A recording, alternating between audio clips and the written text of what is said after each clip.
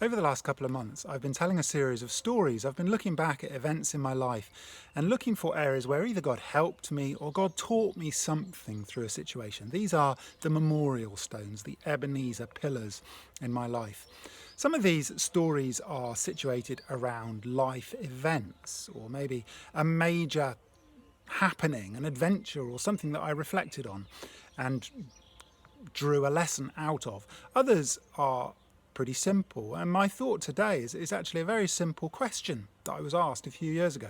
There's a great proverb which says that reckless words pierce like swords, but the mouth of the wise brings healing or life. And so this story really is about a very simple question that a wise person asked me, which really helped me find some life in a difficult situation. So to give some context for this story, I've generally always been the kind of person who wants to say yes to things, whether it's to new adventures or to challenges or to questions. I generally try to say yes. That's been one of my key values, I guess, over these last 2 or 3 decades, to say yes to things and to seek as far as possible to persevere and to be faithful in little things. And by and large, I've really learned that has paid off. I've gained a lot from being quick to volunteer. I've gained a huge amount of opportunities and lessons that I've drawn out of volunteering for things.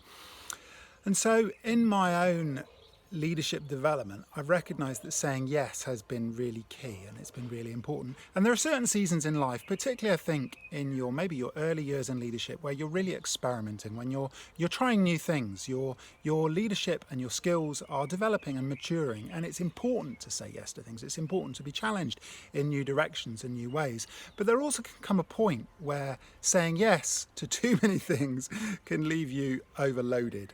And so there was a season in 2016 where I became seriously overloaded. Towards the end of the year, it was emotionally a very stretching time for us as a family. A close friend in South Africa was very badly mugged. Fortunately, he survived it, but he was basically left for dead. Another very good friend in South Africa had a serious stroke and was left with life very changed for several years. And then another very good friend in the UK suddenly died, and we had the difficult situation of grieving from a distance and joining in a funeral on FaceTime. And there were various things like this that were happening which were emotionally overloading. At the same time, life was very, very busy. Miranda was staffing a master's course. That involved several trips to Switzerland that year. She was away for 2 weeks at a time. She had trips to the States and to Morocco, and myself, I had several leadership trips to various countries in the region, and we both were travelling a lot that year, and it seemed to be just building up. Towards the end of the year, Miranda was away, actually, for the longest trip she'd done for a long time. 2.5 weeks she was away. And just before that, I'd had a lovely week. I'd gone cycling with a friend in Morocco. It was a real rest, and it was really good for me. And during that week I had loads of plans, loads of thoughts for the future, some of which centered around cycling. And I came back to Spain. Miranda left on her trip, and then almost immediately she had left, something happened which threw all of those dreams I'd had when I was cycling kind of out of the window. A major crisis blew up in our region involving one of the colleagues. Now, this is an ongoing crisis, and so I won't go into any details about it, but suffice to say his life was seriously endangered and remained so. And a crisis team was pulled together very quickly. Overnight, there were WhatsApp messages buzzing around the world, and I was drawn into this team. And whilst it has been a privilege to be part of this team, it's also been a major stretching experience. And in those early weeks, towards the end of 2016, the crisis really was revving at full speed. There's something about being in a crisis which affects every area of life. There's a new level of kind of hyper-vigilance. You're available 24/7. Your phone is going off in the middle of the night with WhatsApp messages, and all of your normal rhythms of life seem to get put on hold. I very quickly found that all my other work was just getting shunted aside, that the crisis was taking over. And it was a crisis. And in that moment, it needed to take over. That was the right thing. People needed to pick up the situation and hold it. And I recognised that this was a situation that I was being given to hold. Now, at that point, there was no knowing how long it would go on for. The crisis mode, as it kind of took over, and it became more than a few days, and it became obvious after a week and 2 weeks and then 3 weeks that this could go on for a very long time. It brought a lot of pressure. And through those, really the last quarter of 2016, I was finding myself increasingly depleted. I was carrying several responsibilities, all of which could have been full-time jobs in themselves, and now I'd picked up this crisis situation which involved a minimum of many hours a week in meetings and thinking, and really it was the thinking that seemed to make it the most draining exercise, because my mind was full of this. I would be awake at night thinking about the crisis. As Christmas approached, we were maybe 3 months into this crisis, and I was recognising that I was juggling too many balls, that I had too many things that I was holding on to, and I didn't quite know the best way to go ahead. A good friend of mine, Dave, in South Africa, offered to give me a debrief, and so we had a debrief over Zoom. And this was just before Christmas. I was just about to stop for the Christmas vacation, and we talked.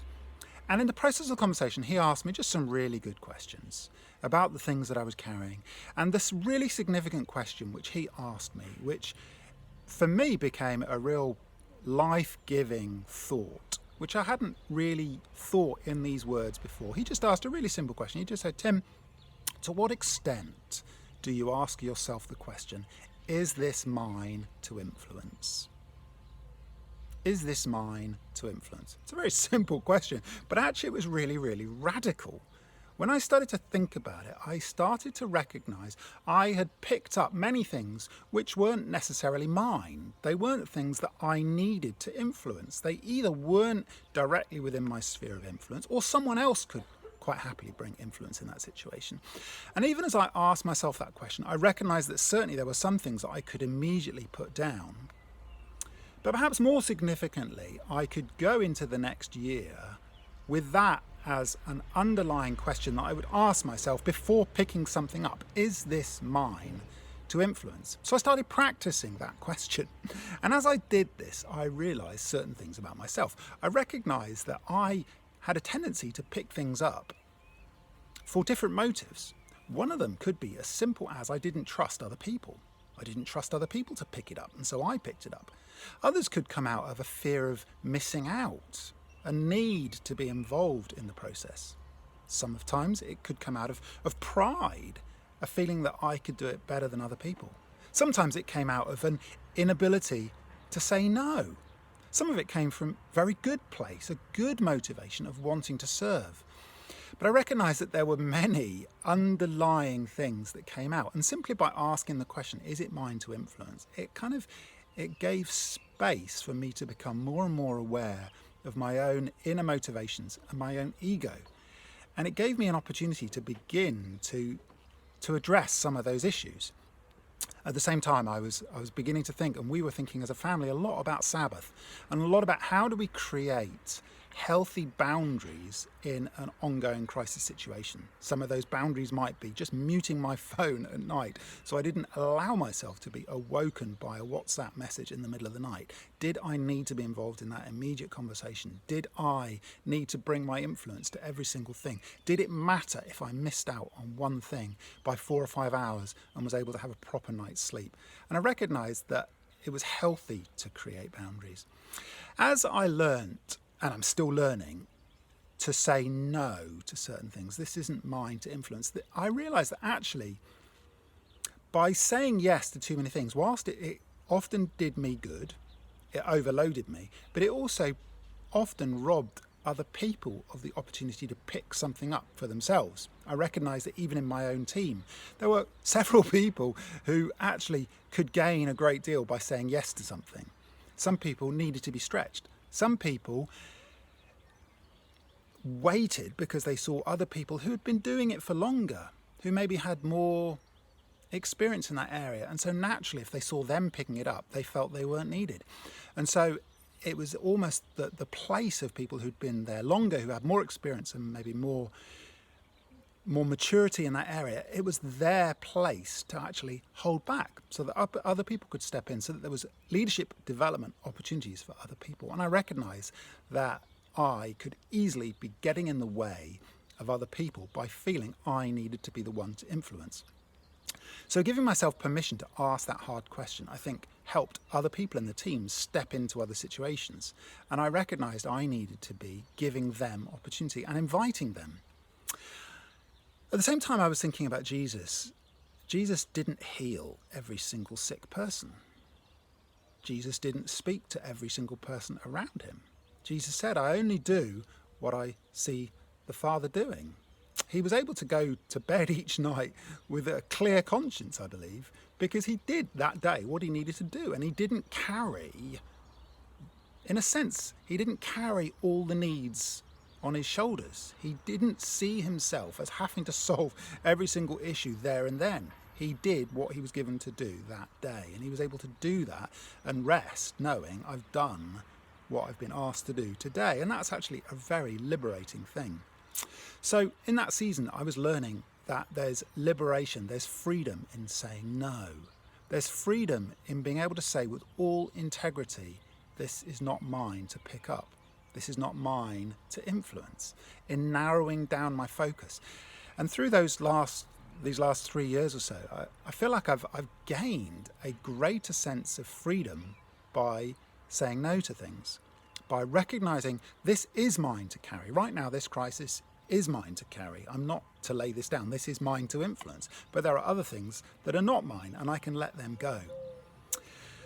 Last summer, things came to a head again. I was again very tired and persevering in a couple of difficult situations, including this crisis and including a relational issue and including another couple of things. And there were 3 or 4 things which, in a sense, were mine to influence, but they had once again become too much. And I had the blessing, the fortunate situation of being able to take a whole month off work last year in August. And for the first time in a long time, I silenced my WhatsApp messages. I came out of all my WhatsApp groups. I stopped doing emails for that whole month, and I completely switched off for a month from work. And it was incredibly liberating, and it was incredibly freeing. And actually, that's what you should do when you go on holiday. But I've been in the bad habit of continuing to email while I'm on holiday. And last year in August, that was the first time really in my life probably I've properly switched off when I'm stopping. And I learned something through that. I learned that my tendency is to persevere. I'm a perseverer by nature. If I go bike riding, I actually prefer to cycle uphill than downhill. I really enjoy speed. I enjoy going downhill, but I'm not a psycho. I don't need the pace of going downhill. Actually, what I love is the hard grind of climbing up a mountain. I love that. I love persevering in a hard challenge. And so what I learned last year was, in a good way, I actually don't need to learn too much about persevering. That sounds a weird thing to say, but I feel like I've learnt to persevere. I need to learn to say no. I need to learn that it's okay to stop. Just like some people need to learn to persevere, other people need to learn to stop and to put something down. And my challenge in this last year has been to lay down things that I'm doing, the balls that I'm holding, to know, A, is this mine to influence? And B, this has been mine to influence for a season. Is it now the time for me to stop and to lay this down and to say, the job is not finished, but I have finished. My part in this job is now over. I feel freedom to lay this down. And I'm learning incredible freedom is there for me if I'll simply ask those questions. Is this mine to influence? And have I persevered long enough in this? And now there's an invitation for me to lay this down and walk away with a clean conscience. Transitioning well out of a role, yes, but also knowing I've done my part, I've played my role, and now this is my time to step aside and someone else to step into the role. I've got a feeling that lots of us in leadership stay far too long in a role. Some people die in leadership. Sometimes leaders are killed by the next generation, often literally, not always literally, metaphorically, because they don't ever step aside. There's a time for leaders to step aside. There's a time for people to say, I've persevered in this for a long time. It's now my place to step back so that other people can step in. So I wonder, even listening to this, some of us are people who need to say yes to things. For some of us, the challenge is, will I say yes to this? For some of us, the challenge is, I say yes too much. Should I say no to this? Is this mine to influence? And for some of us, we need to learn to persevere, whilst others have persevered a lot, and there's now an invitation. Let it go. Leave it behind. I wonder where you are in that continuum, and it is a continuum. Unfortunately, God meets each of us in different ways in that place that we are. So may God meet you in the place where you are, and may you find that the work he does in you, the inner work that he's doing in you in this season, is deep and meaningful for you.